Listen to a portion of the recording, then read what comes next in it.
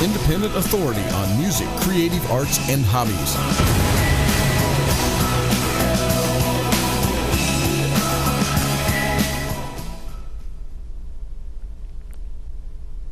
Welcome to Fade to Black. We are here this week with singer-songwriters Eric Brace and Peter Cooper. Thank you. Great to be here. Now, Eric, we're with all of our platinum records. With right all here. your platinum and gold records. I remember cutting every one of those. It was just a joy and a privilege. Soon, you guys are amazing singer-songwriters. It's happening. All right, Eric is the lead singer of a band called Last Train Home. Yep. One-time columnist for the Washington Post. That's right, yep. And founder of Red Beat Records with your wife, Marianne. Absolutely, the lovely banner for which is hanging behind Peter's head. There you go. And let's not forget the other half of the company, Marianne. Marianne Werner. Great.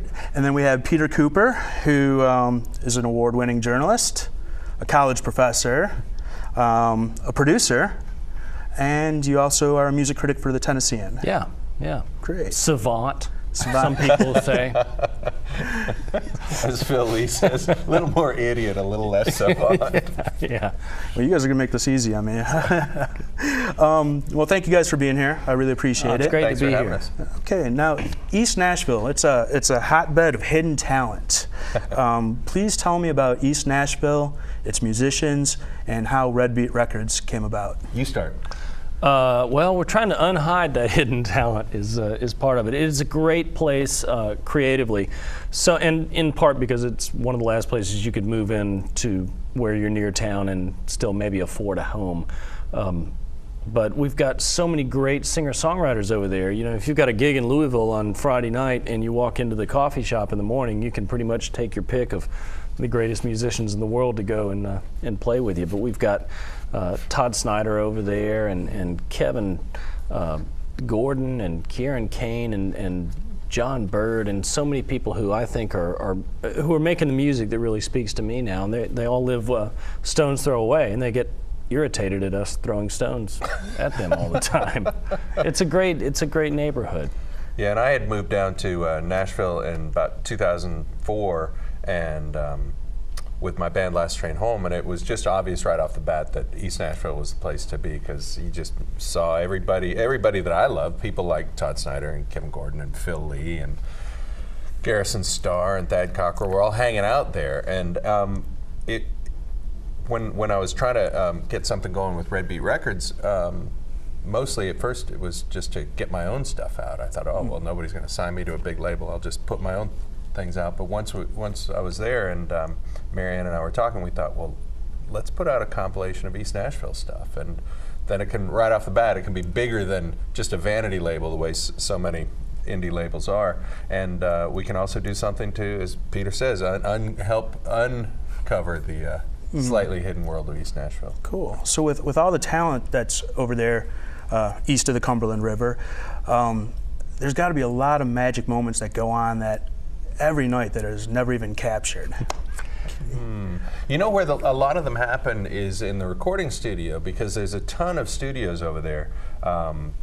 Doug Lancio has one right on Chapel Avenue, and Eric Fritsch has one, and Eric McConnell has one, and Joe Pisapia has one, and Joe McMahon. There's a lot of great studios over there, so there's a lot of cool recording sessions, and what you'll get is somebody calling you up saying, hey, can you come and sing a harmony on so-and-so's record, or play a guitar part on so-and-so's record, or just hang out.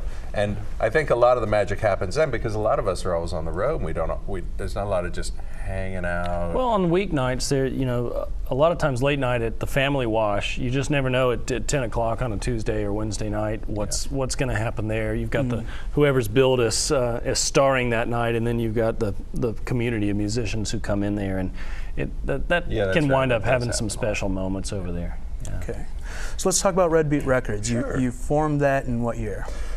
2005 were our first releases. I've got about a half of our output here. I'll show you that one of the first things we put out was this. This is what we're talking about. Is it shiny? It's called, what is it called? It's called The Other Side, Music from East Nashville Volume 1. And this was a double record set, and it was, you might recognize the Weiss Liquors sign. We like to put important landmarks on Yeah.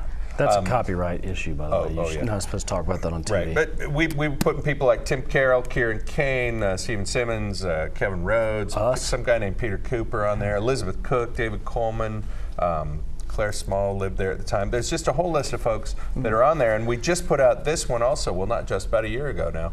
It's volume 3. We've done 3 of these things now. Can you zoom in on that camera one? It's a shot. I'm very proud. I took this picture, the cover shot, with my own camera. And whoops, here you Camera go. 2.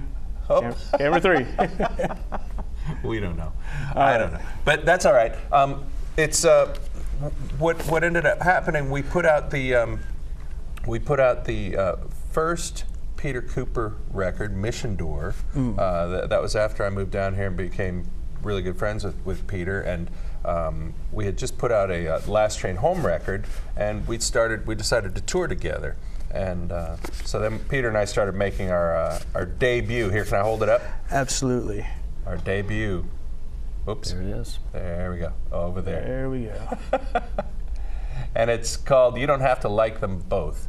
And it features a balsa wood model of us on the front, carved by a fella, an artist in East Talkeetna, Alaska. Well, maybe he doesn't live in East Talkeetna. In Talkeetna, Alaska, named Jim Gleason. And it just has grown. You know, we put out about 13 records now. We've done 3 of the East Nashville samplers. We've done 2 Peter Cooper solo records, 2 of our duo records. We've put out a few Last Train Home records, a live DVD, a record that Peter produced by a woman from South Carolina named Fasu McLean, who's just a great singer. He used to perform with Emmylou Harris several years back. And it's just growing, you know, it just keeps going, and we're finding that people out there in the world, well, you're wearing the Americana Music Association t-shirt, and at their annual conference, we've often put on a Red Beat Records East Nashville like cocktail party where we all come and play, and people seem to know about Red Beat Records, and they seem to know about East Nashville, and or they like free drinks. Well, whatever it takes to get them in there, you know, to get the warm bodies. But we're definitely spreading the word. Excellent. Now, your newest release is a tribute that you guys did to Tom T. Hall. Yes. Can we show that album? Yes, in fact, what we're going to show is the comic. Why do I keep calling it a comic book? It's a coloring book, and it's a coloring book that is made up of the inner pages of the book. The linoleum carvings done by Julie Sola, an East Nashville artist, and she did one carving for every song on there. And Peter, tell them about the record. Well, it's called I Love Tom T. Hall's Songs of Fox Hollow. And Tom T. in 1974 did an album called Songs of Fox Hollow, and Fox Hollow is the place where he lives. He did a kids album. It was all songs written for children, although it wound up with 2 #1 country hits right there. So it wasn't just kids that were listening. It was like Sneaky Snake and I Love Little Baby Ducks and all that. And I loved this album when I was a kid, and I thought it had kind of been removed from the popular conversation for no good reason. So we gathered up a bunch of our pals and we headed to Fox Hollow, to Tom T's house where he's got a recording studio. We remade the record, redid every song, and with a different singer for each song. And Tom T and his wife Dixie contributed one new song for it. So it's the 1974 record plus. But we had people like Patty Griffin and Buddy Miller and Dwayne Eddy. You know, we had Gary Bennett and John Bird. We had Bobby Bear, Elizabeth Cook, and Tim Carroll, and just a bunch of neat people who love Tom T. Hall. And we all showed up and sang his songs for him. And it's now out as a coloring book and as a CD. If you're not into coloring, you can actually listen to it. There you go. But we're getting a great response for it, and we're hoping that the folks on the Grammy voting world will give it a nod as a best kids record of the year. I think it is. Not that I've listened to all of them, but you know.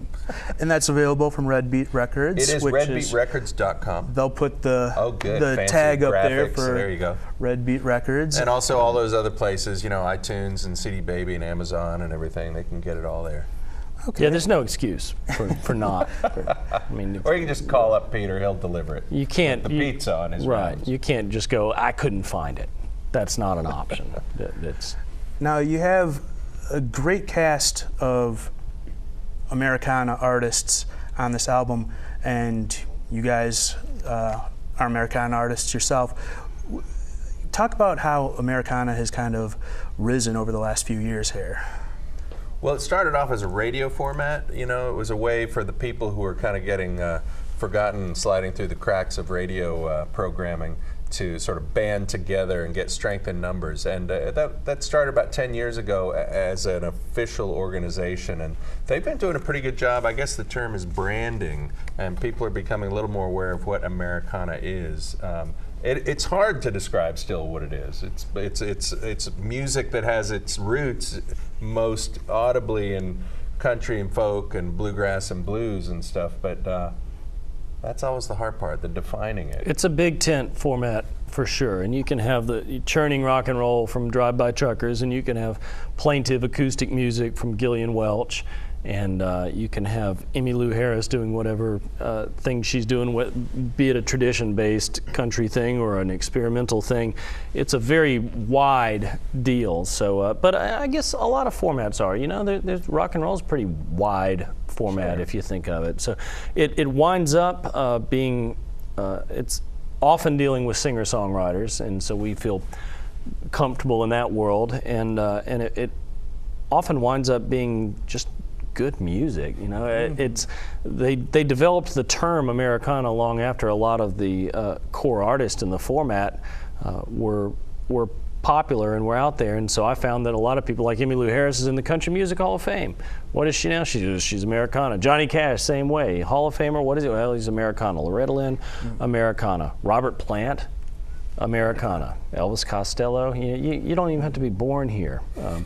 So I don't know what it is exactly. There is a dictionary definition, but it's pretty broad as well.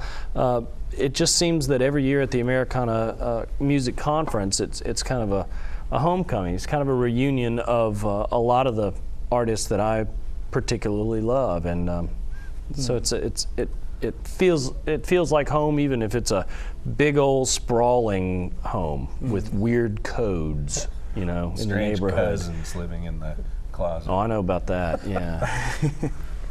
Well, you mentioned the singer-songwriter, and I moved to Nashville about 5 years ago, and I'm making my way trying to figure out about new artists, and I'm at this club, and I hear this amazing songwriter sing a song called 715, and that's you, Peter. And thank you. So I'm an old school fan. I had to get the Peter Cooper, the Clown Juice that's EP a rarity. album. Yeah, there you go. That's the first thing I did. Yeah, so that's not on Red Beat Records. You're not allowed to talk about it. Yeah, right. So you guys tell great stories in your songs, especially 715, which I encourage people to check out. What do you want the listener to take away from your songs? I want the listener to take away whatever it is that they can bring to it. I'm mostly what I'm doing is trying to open myself up and write something that makes me feel a little bit better or a little bit worse at the end of writing it. And a little worse, I like yeah, well, it happens sometimes. True. You know, sometimes you reveal an uncomfortable truth, but it's a little bit of a cathartic situation regardless. I don't think that. I think the most important thing is to write something that is from you. You know, that someone else wouldn't have written. If I want to write some kind of vague train song, you know, then I'm competing against Guy Clark's train song. You know, if I write something from my own experience and my own sensibility, then I don't really have to arm wrestle with anybody else. I can be off on my own with my own experience there. That's how I think of it. But it's a little bit mysterious and a little bit wacky every time. I don't know, Eric. What do you want people to take from your songs? I want them to like it. Well, yeah, I want them to love me more at the end of it. You know, when they hear it, I want them to love me. Yeah. The act of writing a song, what you try to do is just express something that you're feeling about whatever you happen to be feeling, and if you're lucky enough to make a connection with the listener, then so be it. But it should be sort of, it should be you, it should be honest, it should be from the heart, and hopefully it'll make them feel the way I remember feeling when I was 15 and absorbing as much as I could anything by the band or Bob Dylan or anybody, you know, the stuff that really affected you. You want to get that feeling that's so indescribable. It's what's great about music, you know. Okay. Well, we're going to get these amazing singer-songwriters up to play in a second here, but in closing, what is the future of Red Beat Records, and will we ever see a tribute album to Nancy Griffith? Oh, actually, there is a tribute album to Nancy Griffith in the works right now, and Pete and Maura Kennedy know some of the details. That's happening. Red Beat Records is going to be ongoing, and there'll probably be a couple of records coming out this year. We want to do another compilation of East Nashville kind of stuff. We want to get another. Peter's been writing songs like crazy. There's probably another Peter Cooper record coming down the pike. I'm writing a musical about the California Gold Rush that'll come out, and also another Last Train Home record. So we'll just keep going. And every record we do is a Nancy Griffith tribute record in some way or another. She's been profoundly impactful. There you go. Thank you guys. I appreciate it, and we're going to let you guys take the stage. All right. Thank you. Thank you. Music belongs to whoever loves it the most. In Nashville, sometimes I think that's the doorman at Douglas Corner, a guy named Big Steve. Big Steve stands at the door and says $5, please. And he's 6'8", so people rarely disagree. Smiles at all the socialites out on the town. He says thank you very much, now y'all can go sit down. Big Steve has a beard that hangs down to his chest. He works nights, so every day is a day of rest. Ain't no use in asking, he won't cut a deal. That money's for the band and it's a sin to steal. Maybe you came for the music. At the end of the night you will leave. When they play the last song, the crowd will move on, and the music goes home with Big Steve.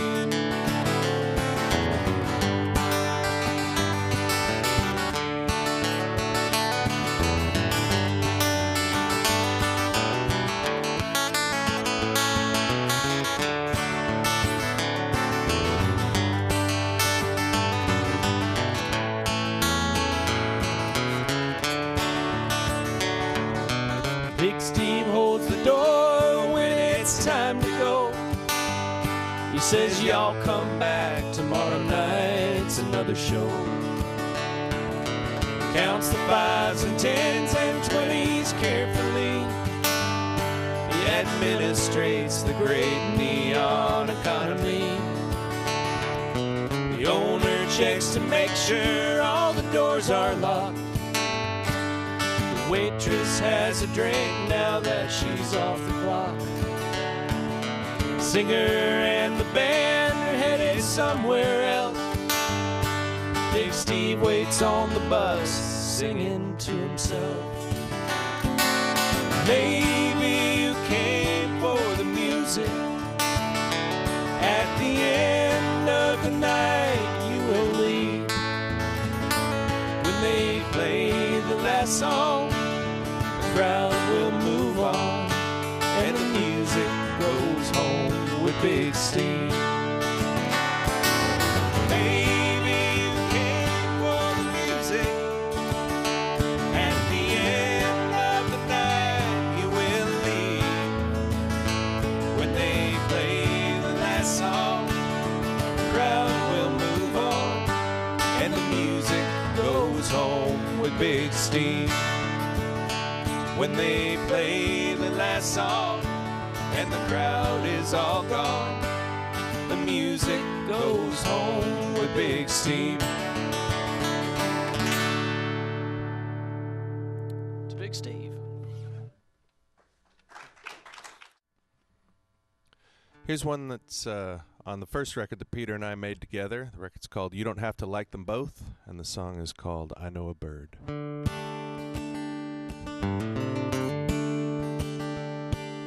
I know a bird, she sings for me. I know a bird, she sings for me. Late at night she sings for but she's far, far away.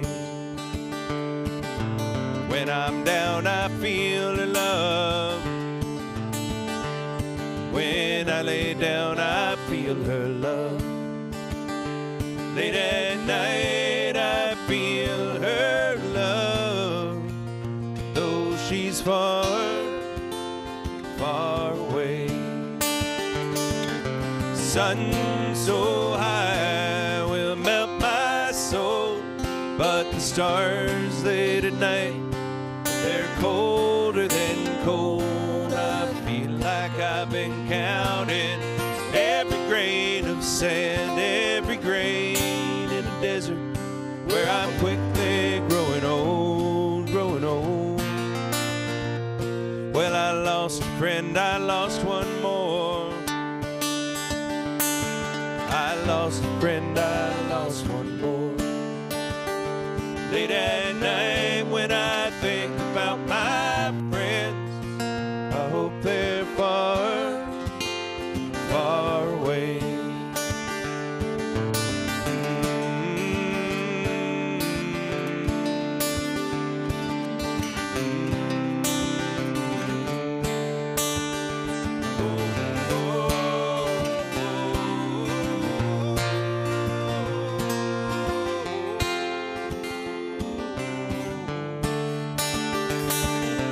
Sun so high will melt my soul, but the stars late at night, they're colder than cold. I feel like I've been counting every grain of sand, every grain in a desert where I'm quickly growing old, growing old.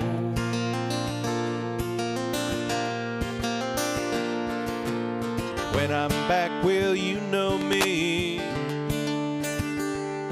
When I come back, will you know me?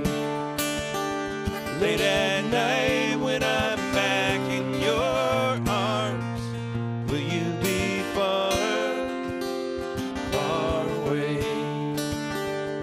Oh, I know a bird, she sings for me. I know a bird, she sings for me. Oh, I know a bird, she sings for me.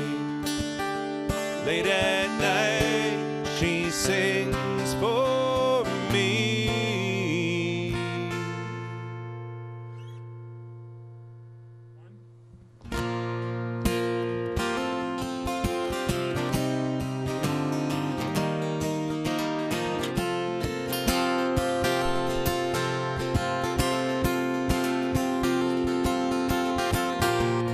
Wait a minute, did I hear you say you're going far away again?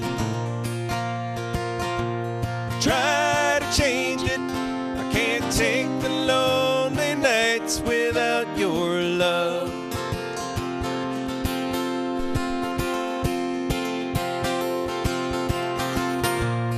Doing the road, get the music done and move along. What good does it do? Play your songs for her and hear her say, oh, oh, wait a minute, did I hear you say you're going far away again? Try to change it, I can't take the lonely nights without your love.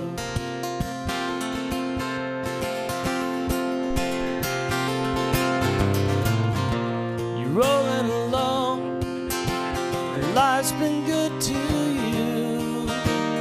Even so, she comes to you late at night is the time you hear her say, once again, wait a minute, did I hear you say you're going far away again? Try to change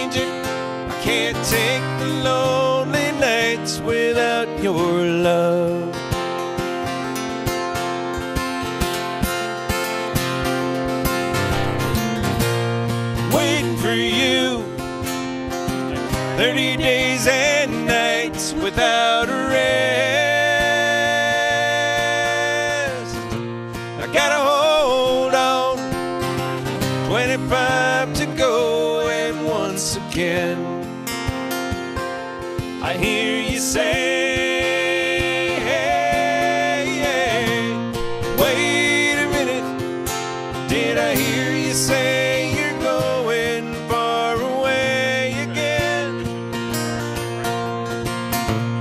Try to change it, I can't take the lonely nights without your love.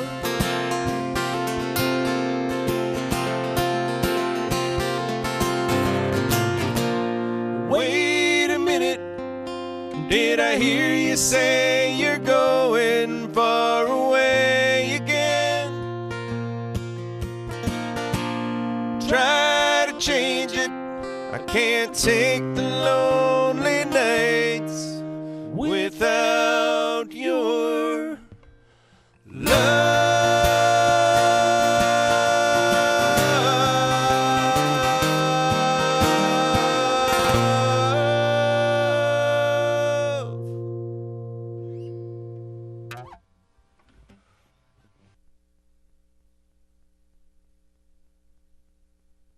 Big Steve stands at the door and says $5, please. He's 6'8", so people rarely disagree. Smiles at all the socialites out on the town. Says thank you very much, now y'all can go sit down. Big Steve has a beard that hangs down to his chest. He works nights, so every day's a day of rest. Ain't no use in asking, he won't cut a deal. That money's for the band, it's a sin to steal. Maybe you came for the music, but at the end of the night.